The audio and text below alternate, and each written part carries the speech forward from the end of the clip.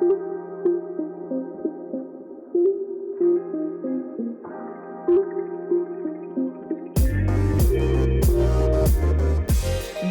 dans les extraits de Storylifique.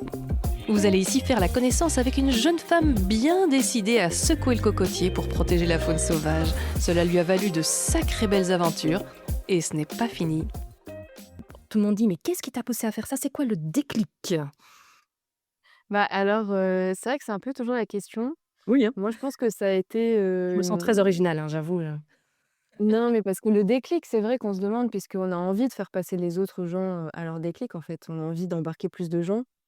Hem, je pense que c'est une certaine, sensibilité qui a été développée dès mon plus jeune âge puisque j'ai eu la chance de beaucoup voyager avec ma famille et c'était souvent des voyages justement, aventure, nature, sauvage, en fait. Hem Et donc j'ai pu voir des animaux dans leur état naturel, assez jeune, en fait.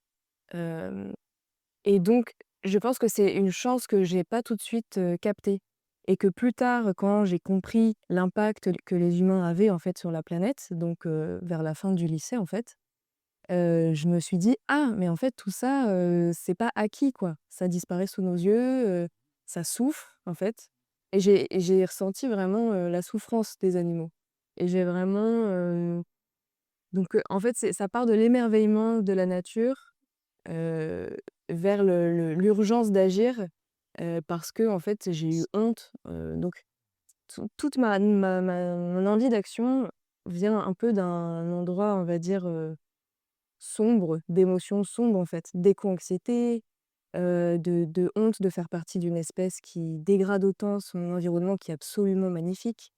Heu, mais on peut le voir d'une autre manière et se dire que, bon, bah, si j'ai cette rage, c'est aussi parce que de base, j'étais émerveillée, quoi. Et donc j'essaie de me rassurer aussi en le voyant comme ça, parce que je trouve ça plus beau.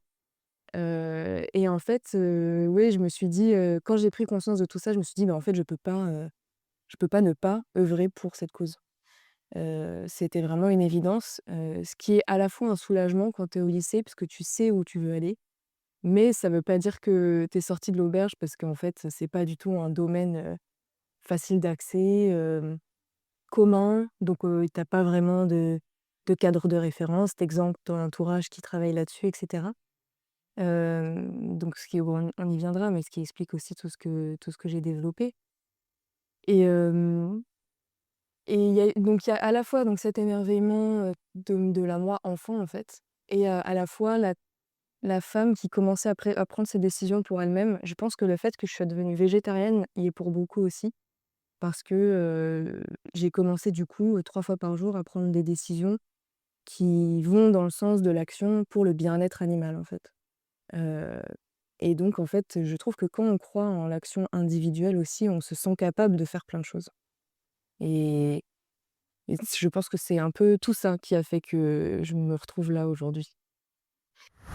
Et effectivement après, mon expérience de terrain suivante, c'était, sur un projet d'écotourisme de requins-baleines. Donc là, c'est un peu différent parce que c'est pas de la conservation pure et dure.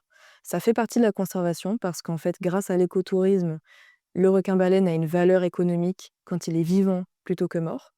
Donc c'était en Tanzanie, c'était sur une île qui s'appelle Mafia.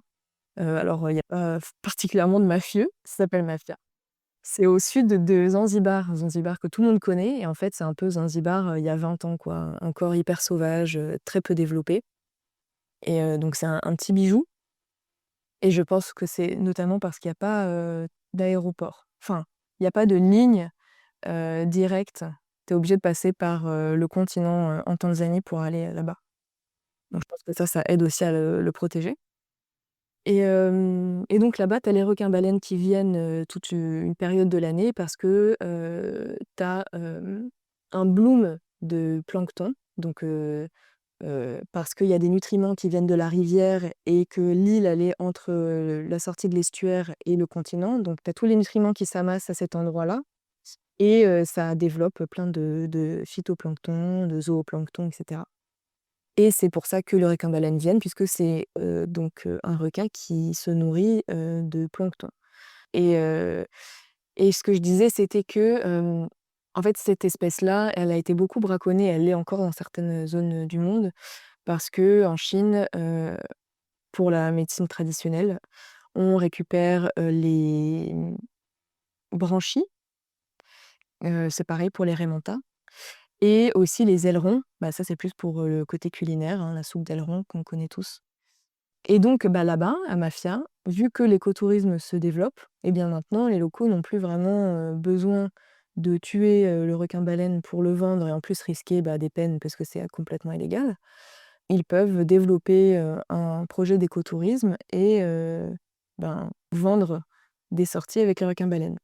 Mais alors forcément avec ça, il y a beaucoup de dérives et moi j'étais dans un projet qui était, proposé par, un étranger et qui du coup c'était un vrai projet d'écotourisme dans le sens où on faisait un briefing avec les personnes, que, on apprenait comment se mettre dans l'eau pour éviter d'effrayer l'animal, comment se comporter. On savait identifier aussi, nous les guides, quand le requin-baleine en a marre, pour le laisser tranquille. On n'allait pas voir des requins-baleines où il y avait déjà trop de bateaux, qui l'harcelaient, tu vois? Mais c'est vrai que du coup, ben, dans ces projets-là, tu vois aussi, que, bah, les locaux, en même temps, tu vas pas leur interdire de le faire parce qu'il faut bien qu'ils gagnent leur vie. Mais, il y a un gros, gros travail à faire de sensibilisation, d'expliquer que c'est essentiel de bien se comporter parce qu'en fait, sinon ça peut les épuiser aussi, même si on les tue pas les requins-baleines, ça peut les empêcher d'avoir des comportements vitaux comme, bah, bien se nourrir, peut-être se reproduire. C'est des espèces qu'on connaît pas très bien encore, tu vois? Donc, il Oui. faut faut les protéger et donc voilà, c'est pas la conservation en soi, mais c'est une pratique qui permet de protéger une espèce, de se faire, tuer ou braconner, quoi. Si cela t'a plu, on se retrouve pour la version complète dans l'épisode 144. N'hésite pas à en parler à un ami ou à un inconnu pour les plus audacieux. Vos recommandations sont ce qui aide le plus le podcast et c'est tant mieux. Tu peux t'abonner à la newsletter ou aux réseaux sociaux de Storylific, tout est repris dans les notes. Tu peux aussi écrire un avis sur ta plateforme d'écoute. Les recommandations ici aussi aident beaucoup le projet à se faire connaître. Et quoi que tu fasses aujourd'hui, fais-le bien. À bientôt.